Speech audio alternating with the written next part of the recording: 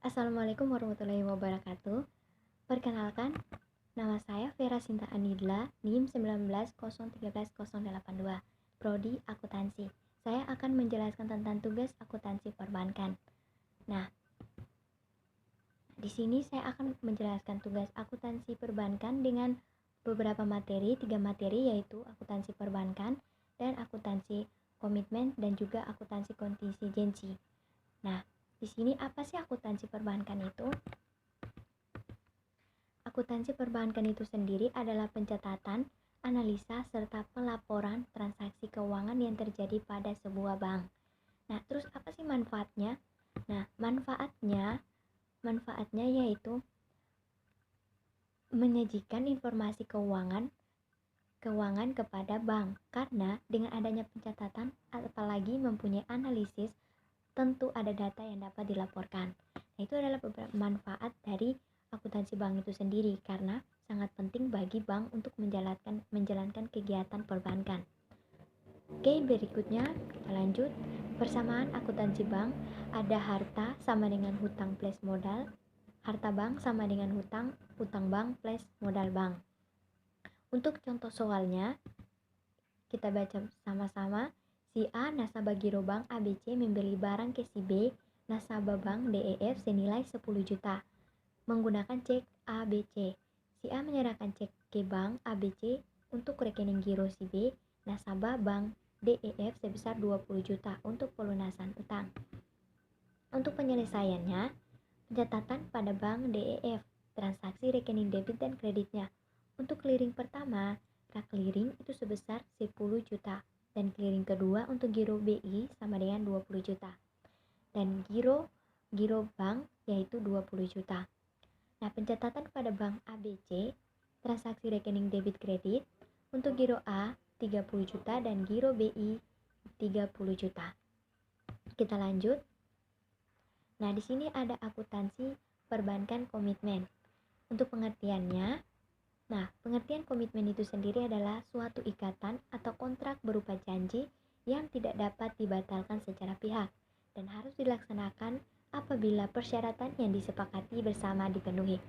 Lalu terus apa sih hubungannya komitmen sama akuntansi perbankan? Nah, ini pengertiannya. Di sini akuntansi komitmen adalah sistem akuntansi yang mengakui transaksi dan mencatatnya pada saat order dikeluarkan. Jadi akuntansi komitmen dapat digunakan sama-sama dengan basis kas dan basis akrual. Nah, untuk komitmen itu ada 2 jenis, yaitu komitmen tagihan yang diterima oleh suatu bank dari pihak lain. Jadi pihak lain memberikan komitmen kepada bank. Nah, yang kedua, komitmen kewajiban, yaitu komitmen yang diberikan oleh suatu bank kepada nasabah. Jadi pihak bank memberikan komitmen kepada nasabah.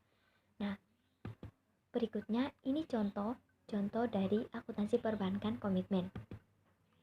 Nah, di sini apabila Bank Omega menyetujui perjanjian pinjaman yang akan diterima dari Bank ABC sebesar 300 miliar oleh Bank Omega, transaksi ini harus dicatat pada sisi rekening administrasi. Nah, teman-teman, ini jurnalnya. Nah, nanti kita akan mendebit rekening administrasi dan mengurangi fasilitas pinjaman yang diterima sebesar 300 miliar. Oke, kita lanjut. Nah, apabila pada tanggal jatuh tempo diterima pinjaman sebesar 175 miliar dari Bank ABC dan dimasukkan ke rekening giro Bank Omega pada Bank ABC, maka Bank Omega akan membukukan jurnalnya, yaitu jurnalnya dia mendebit giro Bank ABC sebesar 175 miliar dan mengkredit pinjaman yang diterima sebesar 175 miliar. Nah, dengan demikian, jurnal single entry diperlukan untuk rekening administrasi. Nah, sepertinya ini.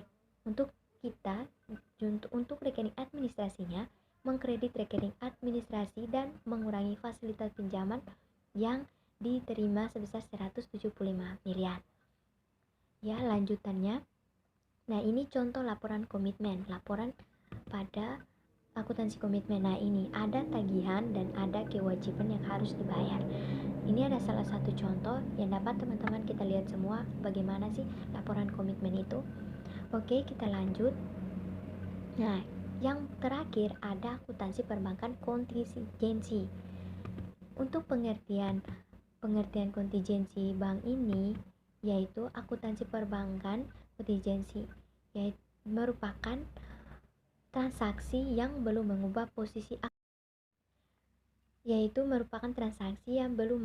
posisi aktiva atau posisi pasiva pada tanggal pelaporan, tetapi harus dilaksanakan oleh bank apabila persyaratan yang telah disepakati dengan nasabah terpenuhi. Nah, untuk contoh kontingensi yaitu kita lihat apabila Bank Omega cabang Jakarta menerbitkan garansi bank atas permintaan PT XYX yang ditujukan kepada PT CVX di Surabaya senilai 500 juta. Setoran jaminan dibayarkan oleh PT YXZ sebesar 60% atas beban rekening gironya. Maka ayat jurnalnya kita mendebit giro PT XYZ sebesar 300 juta dan mengkredit setoran jaminan garansi bank sebesar 300 juta. Oke, lanjut. Nah, ayat jurnal untuk mencatat kontingensi garansi bank adalah sebesar kewajiban penuh atau 100%, yaitu kita mengkredit rekening administrasi dan mengurangi garansi bank yang belum jatuh waktu sebesar 500 juta rupiah. Pada saat jatuh waktu apabila PT XYZ melunasi seluruh sisa kewajiban atas beban rekening giro, pada saat itu pula Bank Omega cabang Jakarta akan mengkredit rekening antar kantor cabang Surabaya dengan memerintahkan untuk membayar antar kantor cabang Surabaya. Nah, ini ayat jurnalnya. Kita mendebit giro PT XYZ sebesar 200 juta dan mendebit juga setoran jaminan garansi bank sebesar 300 juta. Dan nantinya kita akan mengkredit pada cabang Surabaya sebesar 500 juta. Untuk kelanjutannya, cabang Surabaya akan mencatat debit untuk cabang Jakarta 500 juta dan mengkredit giro PT CVS sebesar 500 juta. Jadi balance ya teman-teman. Nah, untuk menghapus pos kontingensi garansi bank dan mencatat penerimaan kekurangan setoran jaminan adalah kita mendebit rekening administrasi rupiah dan mengurangi garansi bank yang belum jatuh waktu sebesar 500 juta rupiah. Nah, oke teman-teman, itu adalah presentasi saya dari tugas akuntansi perbankan yang saya bawakan untuk memenuhi tugas UAS akuntansi perbankan, dan mohon maaf jika ada kesalahan kata yang saya sampaikan. Oke, ini saja dan sekian dari presentasi saya. Terima kasih semuanya. Wassalamualaikum warahmatullahi wabarakatuh. Selamat malam, shalom.